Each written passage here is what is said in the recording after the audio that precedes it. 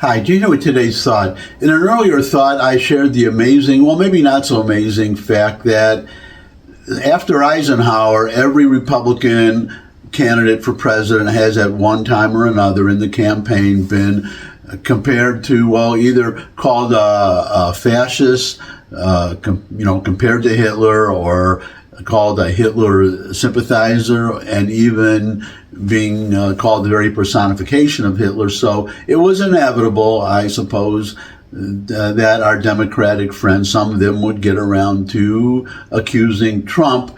Never mind that his daughter is Jewish, and one of his daughters, and I think they have three children. Three of his grandchildren are Jewish. Abraham, of course, yada, yada, yada, but somehow he is Hitler.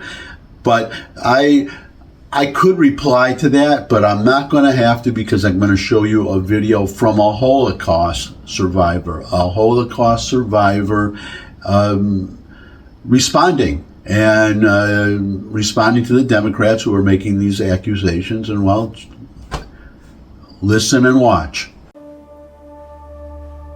My name is Jerry Wartsky. I'm 94 years old and survivor of Auschwitz and the death marches. Adolf Hitler invaded Poland when I was 9 years old.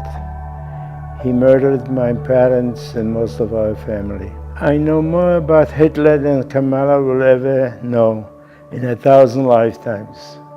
For her to accuse President Trump of being like Hitler is the worst thing I've ever heard in my 75 years living in the United States. I know President Trump, and he would never say this, and Kamala Harris knows this. She owes my parents and everybody else who was murdered by Hitler an apology for repeating this lie. Why should the Jewish people support President Trump? Because he's a mensch.